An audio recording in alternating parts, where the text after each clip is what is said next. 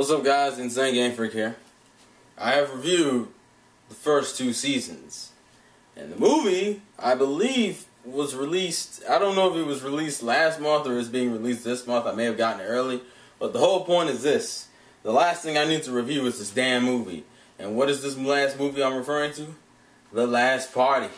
Sengoku Basara.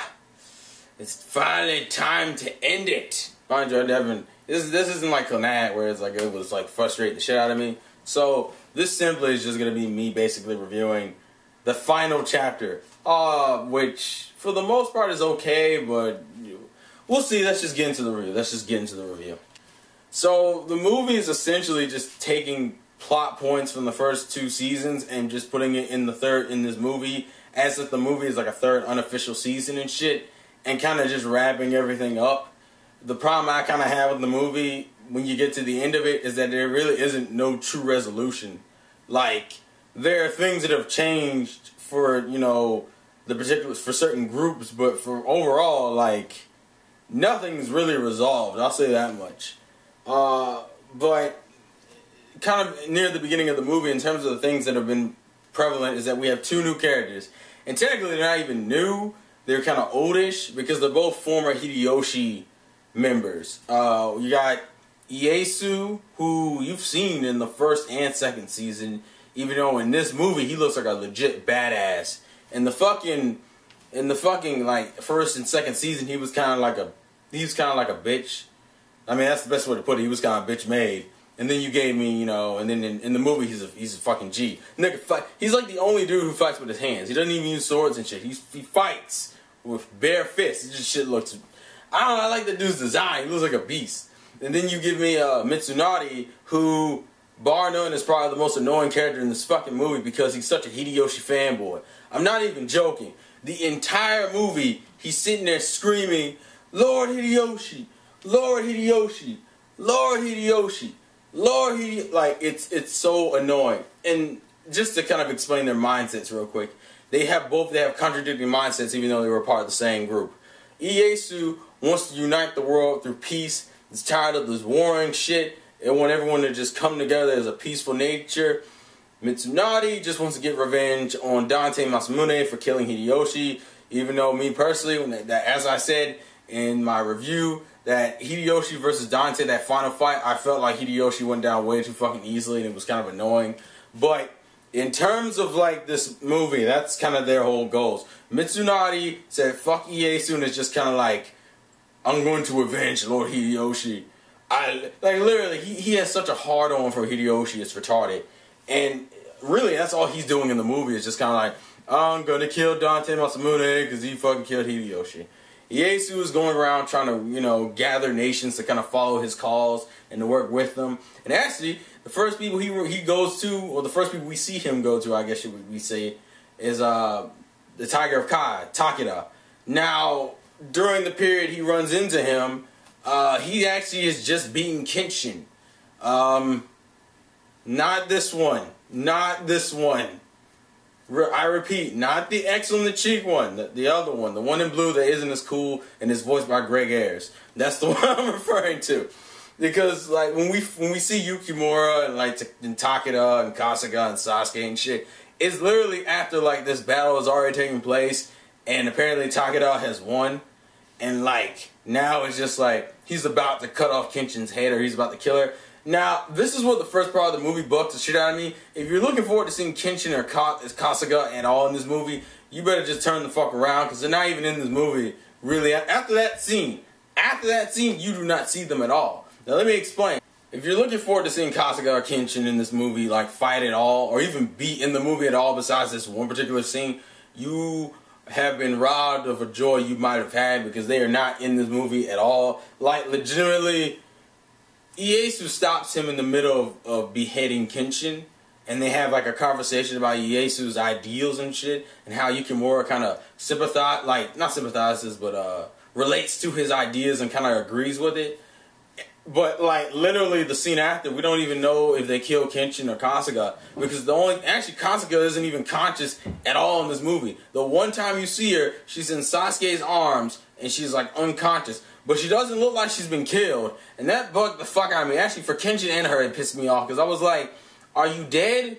Are you alive? Because like Kenshin, the only thing you hear Kenshin say is like, please take care of my men, and like, men, please serve the Tiger of Kai well and shit. And I was kind of like, okay, so after that scene where he didn't cut your head off, what happened to you, Kenshin? Did he cut your head off? Did Kasuga die?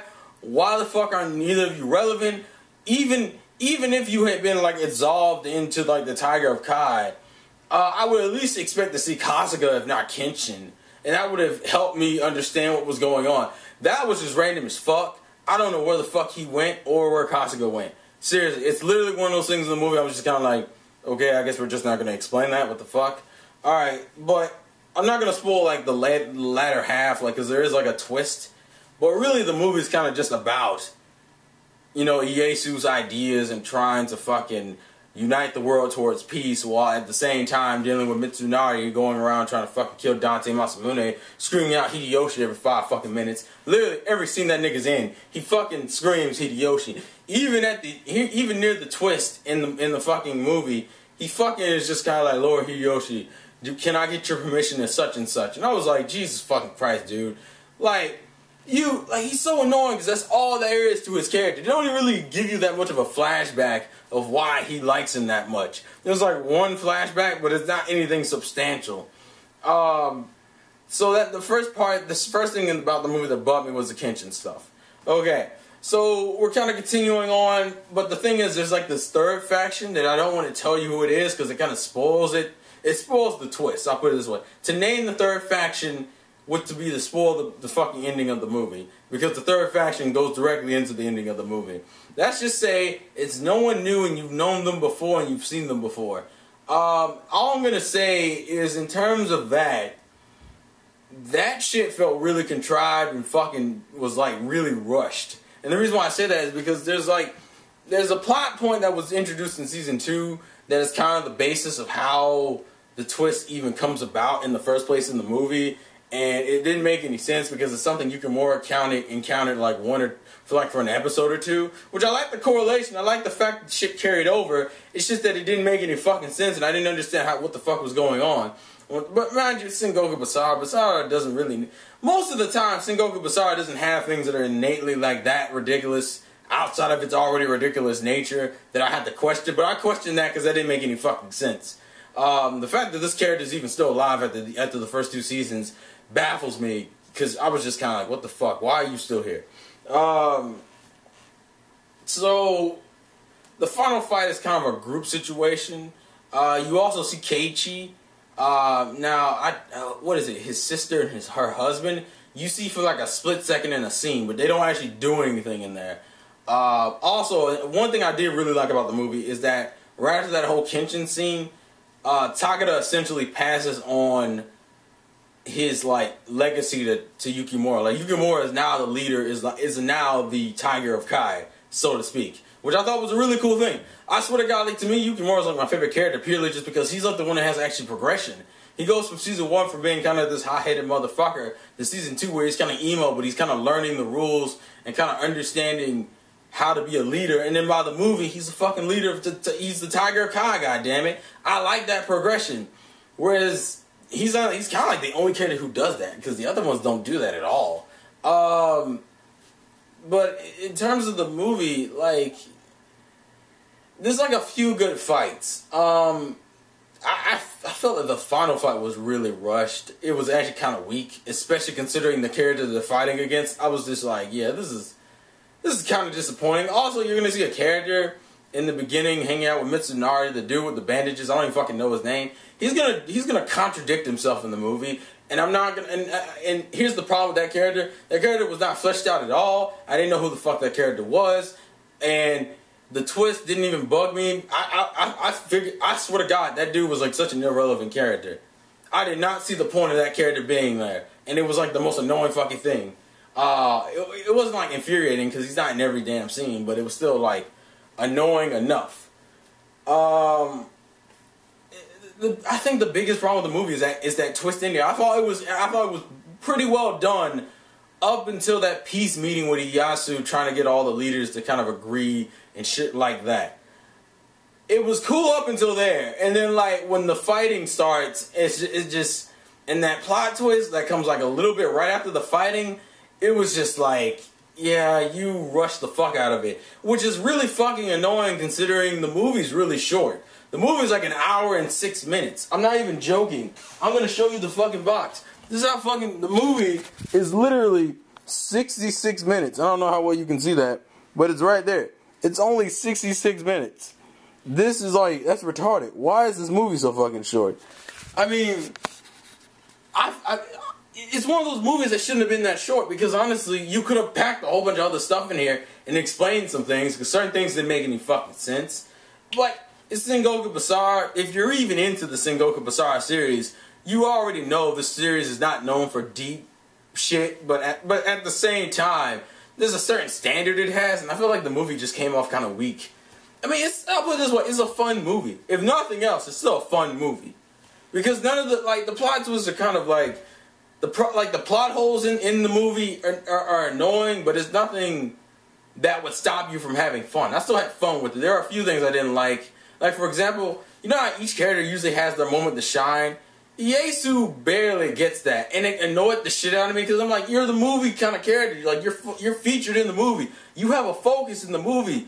Ieyasu, I want to see you go in, and he gets to fight, but it's not anything like ridiculous, like the shit you would love to see out of a Sengoku Basara fighting character. You know, it's just like, I want to see the dude go in. Mitsunari went in like multiple times, even though I fucking hate that character.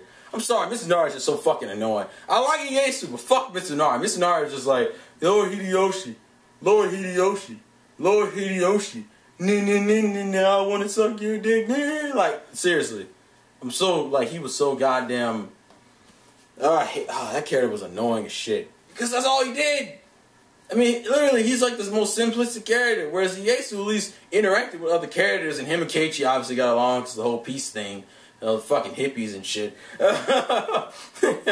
Actually, that is what Keiichi is. The nigga has a monkey. That dude has a monkey. You also do get to see Keiichi fight a little bit, but there's nothing, as I said, nothing too substantial. They even make a reference to the whole relationship him and Hideyoshi had, which still feels kind of weak from the second season because it isn't like it's expanded upon. And in terms of the DVD Blu-ray itself, it's a DVD Blu-ray combo pack, and you get like these gag short comics.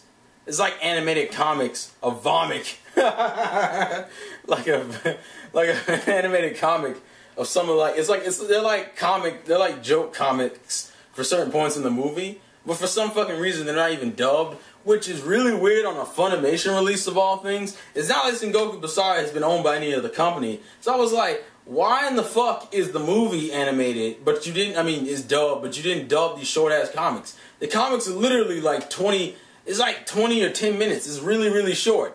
I'm like, why didn't you just dub the fucking comics? And there's really nothing else on here except for like, there's not even well, I'll put it this way, if you're a Sengoku Basara fan, you like the making of. It does have a making of on it. But, like, the movie itself is okay, but it's nothing amazing. And it kind of annoys me because it's like, this could have been like the third, to me, if anything else, this feels like an in-between movie if they were going to do a third season. If they were going to do third season, this seems like a prequel to the third season. Or kind of weak prequel, but a prequel to the third season nonetheless. No rivalry is ended.